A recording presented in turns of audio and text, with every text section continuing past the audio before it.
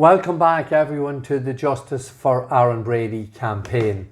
Now, as most of you will be aware, we have been looking at new evidence that was brought forward during the course of the recent trial, and to some extent we've been incorporating that into Aaron's Justice campaign, and we have shown that what we have said all along through all the over 200 videos has been correct, and not one scintilla of evidence, details, or any of the suggestions we put forward, none have been proven false. So we're going to continue in that vein and move on now to, we had covered, as you can see there, the 90-kilometre journey in respect of the vehicle, the blue Passat stolen in Clogherhead on Wednesday the 23rd of January. And that car was allegedly used in the more than robbery at Lordship Credit Union, which we know is false because it was a grey vehicle that was used at the more than robbery.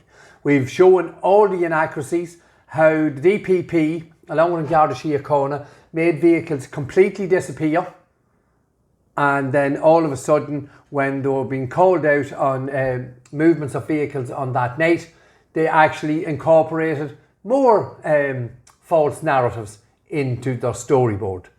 So we're going to move now and look at some, again, omissions and how evidence was being manipulated by the DPP and the prosecution and on Garda Síochána. And we're going to look at the burn site, where the blue vehicle, the Passat, stolen in Clogherhead, was found burned out on the afternoon after the more than robbery. So the more than robbery was on Friday the 25th of January, and this vehicle was found 37 kilometres away on Saturday the 26th.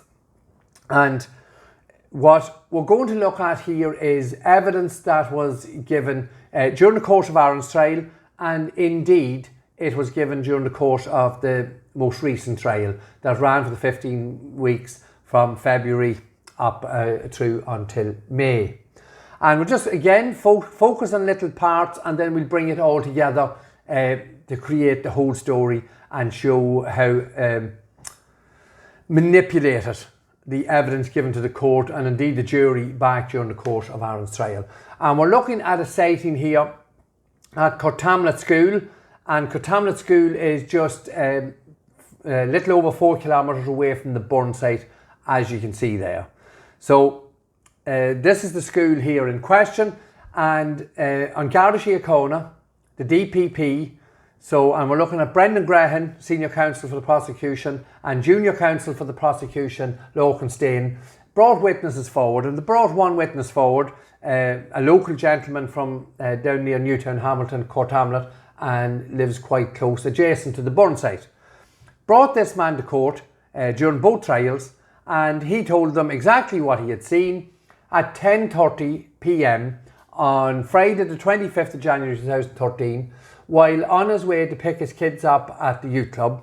The youth club was finished at 10:30. He was running a little bit late, but we'll assume when he was passing Cortamlet School here that it was 10:30, and he seen two vehicles.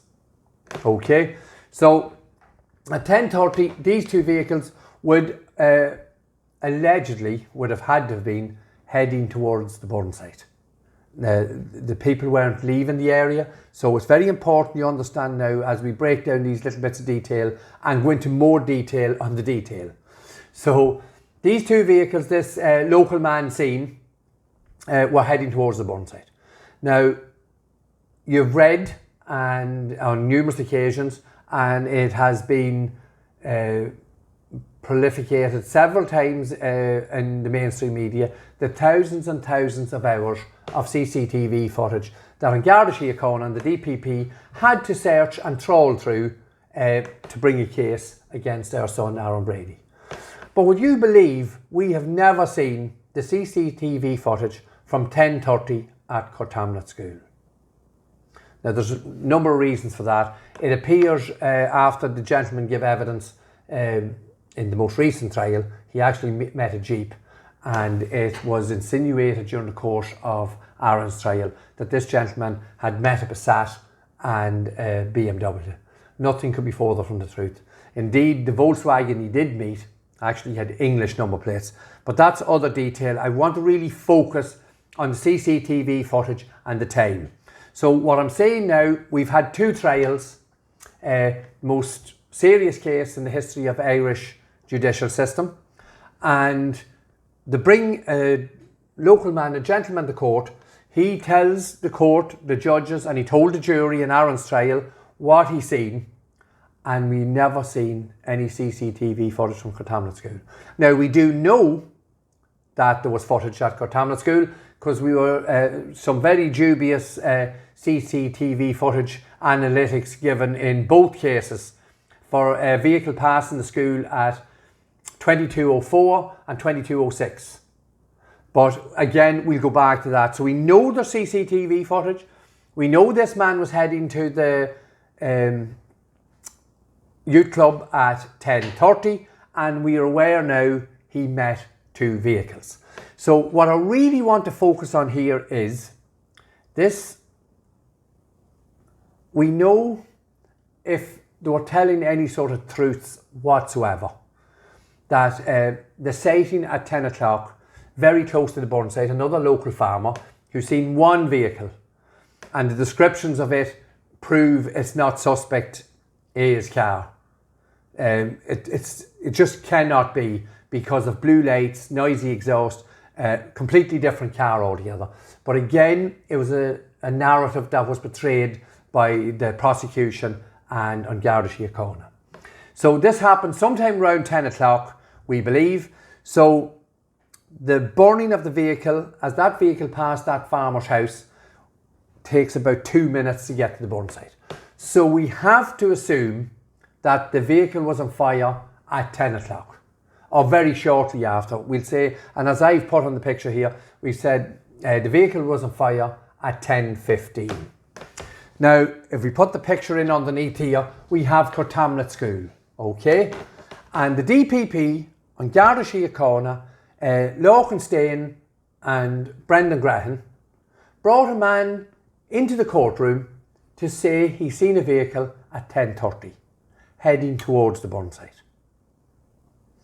So we have to ask the question here, how are they trying to portray that these vehicles met at 10:30 belong to suspect A, and Aaron Brady may very well have been in one of those vehicles at 10:30 p.m.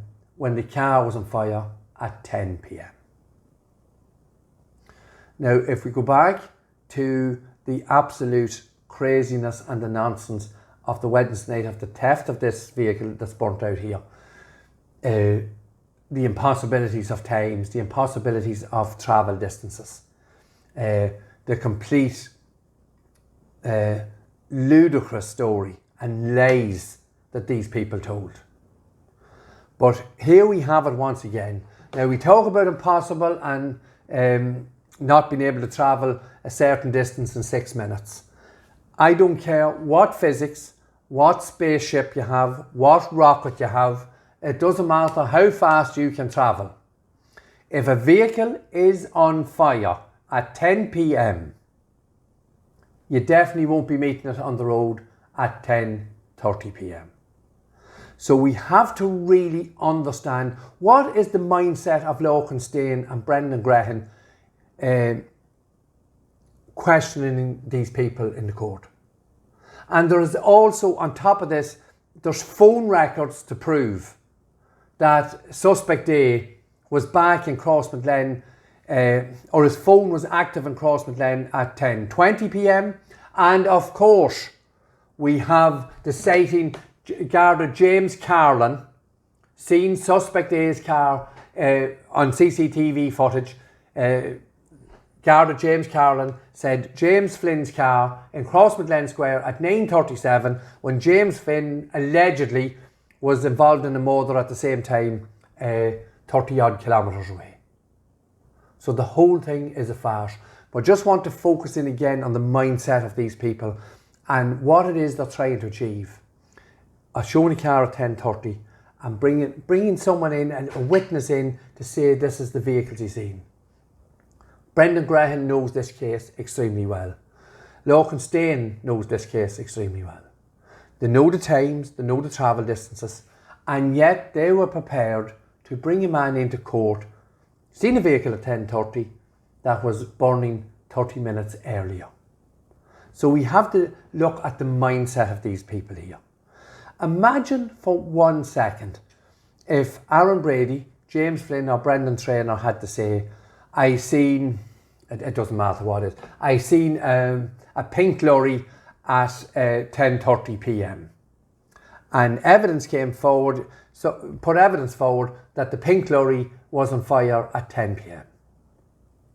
It would be headlines in the newspaper, they'd be laughed out of court and into jail. Now that's how ludicrous this is, and this most recent case has given us the opportunity to show that Lorcain Staine and Brendan Grehan are more than willing to put forward a curated and a narrative that is simply false. It is lies. And this was proven and borne out when Lorcain Staine was giving his closing speech and went through all the details. He omitted the sighting at 10:30. He never mentioned it. And like, obviously, if there was any credibility, if there was a scintilla of chance that those vehicles at 10:30 belonged to James Flynn or that Aaron Brady was in any way involved in those, the vehicles that the local man met, if there was that much of a chance it could have been their car, you believe me, it would have been mentioned. So we have the call on the mainstream media here. We have the call on you, the public, once again. This has to be questioned. Now, there's a lot more to come with the Burnside that's totally, again, it is beyond the bounds of reality. It is into Alice in Wonderland territory, without any shadow of a doubt. So once again, I just want to ask the question, what is the mindset of Lorcain Staine and Brendan Grehan when they are cross-examining a witness about a vehicle he sees at 10:30? This is in a court of law, and this gentleman has sworn in. He's just normal 9 to 5 man. I do believe he's a lorry driver, and he told the court what he's seen. Why did they bring that man to court? Why? What is the reason for taking that man into the courtroom? It's very, very simple why they took him in. To create a false narrative. And they thought they weren't going to be questioned correctly on it. But we are questioning it. And that's why Lorcain Staine didn't use this sighting in his closing statement against James Flynn just a number of weeks ago. So again, we're highlighting something that's, it's not that it's unlikely, it's not that it's unusual, it's not that it's improbable. The fact is, it is impossible. It is a kick in the teeth. It is laughing at the Irish public and the Irish judicial system. And we ask you once again, when we show you examples like this, please, we must ask you to get involved. Send that message to the local representative, send that message to the local newspapers, send that message to the mainstream media. This is absolutely crazy. And it is very, very difficult to comprehend how we are in this position. But this is the judicial system we are living with at this moment in time. And I will repeat once again, what is the mindset of Brendan Grehan, Senior Counsel for the prosecution, Lorcain Staine, Junior Counsel for the prosecution, bringing a man into court to give testimony that he met 2 vehicles, and we now know that one of them was not James Flynn's BMW. It was actually, he thinks now it was a Jeep. And we know from his initial statements way back in 2013 that the Volkswagen that he said he met had English number plates. So it just goes beyond the pale to try and comprehend what these people are trying to do. And I'll pose the question again, what was in these people's minds that would bring this to court. Garda Garrett Kenna, Senior Investigating Officer Mark Phillips, Senior Investigating Officer Pat Murray, and all the superintendents, Beggy, Mangan, all those people in Dundalk, in Fort Apache. Can anyone explain to me how used people brought a man into court to say that he just met 2 cars and try and convince people that he met a car that was on fire 30 minutes earlier?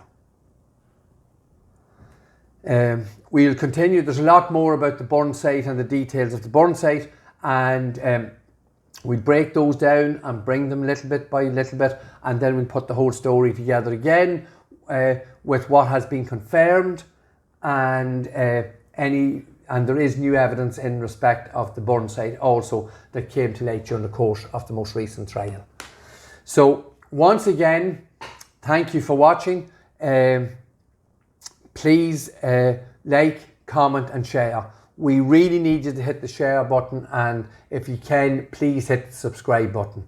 Our social media platforms, our website is being continually shadow banned, and we need you to hit those buttons to help our algorithms. All we want to do is get the story out there. We're not asking you as a member of the public to make a decision on innocence or guilt when you press those buttons. All we are asking you to do is to say there are questions here.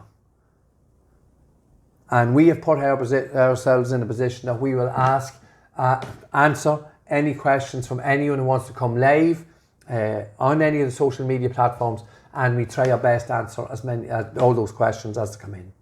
So once again, thank you for watching. Bring another video on Thursday night in respect of the craziness that is the burn site. And again, we're going to ask the question, what is in the minds, or what is the mentality of these people who belong to the judicial system, who are ingrained and are the pillars, to all intents and purposes, the pillars of the judicial system, and yet they're willing to peddle lies and crazy stories to secure convictions that I am sure these people know themselves are completely unsafe. Thank you for watching, and we'll see you again hopefully on Thursday evening with Thursday's video. Thank you.